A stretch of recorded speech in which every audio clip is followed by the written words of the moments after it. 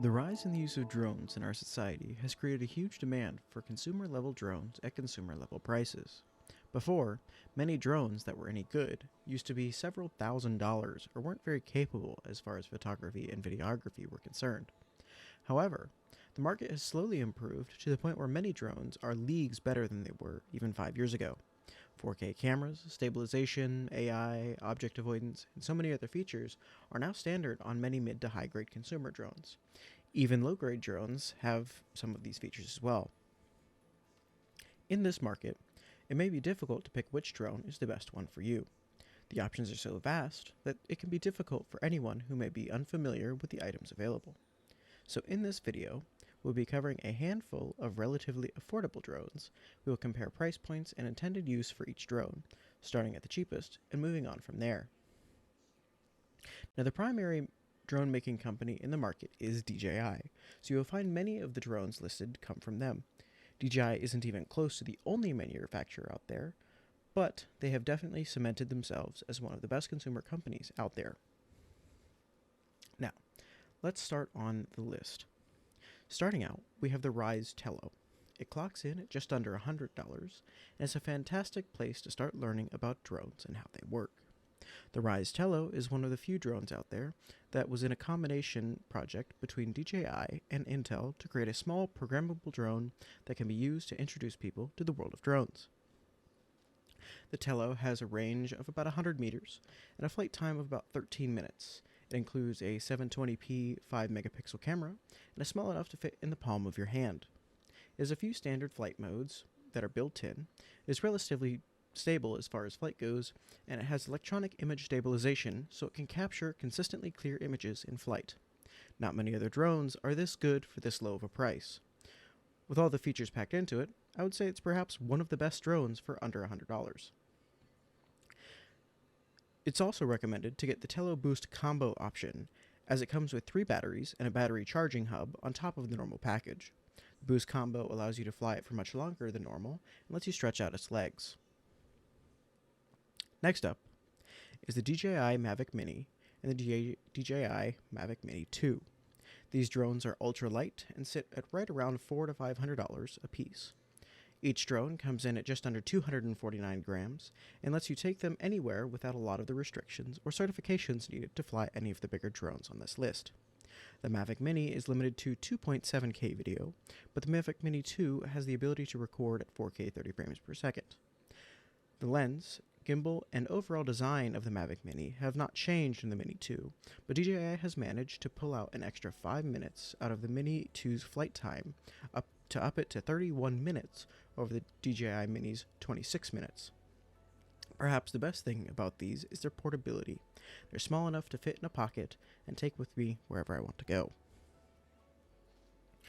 Moving down the line to the best bang for the buck, the DJI Mavic Air 2.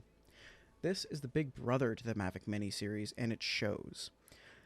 These come in at just under $1,000, and they're chock full of features. The Mavic Air 2 has a 48 megapixel camera and can take up to 4K 60 frames per second video. It is able to match its smaller counterpart's flight time with 34 minutes of flight. Perhaps the biggest upgrade from the Mini series is the inclusion of the front and rear obstacle avoidance, and the much more accurate GPS location receivers inside of the drone. It's filled with more flight modes and safety features in the Mini series, and will be able to fill the drone itch in many people out there. Anything more expensive than this is more aimed at professionals and enthusiasts rather than the everyday consumer. Speaking of these, the Mavic 2 is just that drone. It's essentially the same drone as the Air 2, but packs in higher power motors, a slightly better camera, and obstacle avoidance on all sides. Unfortunately, this one clocks in at around $1,500. Bringing the prices back down, let's take a break and look at the Beta FPV Cetus Pro.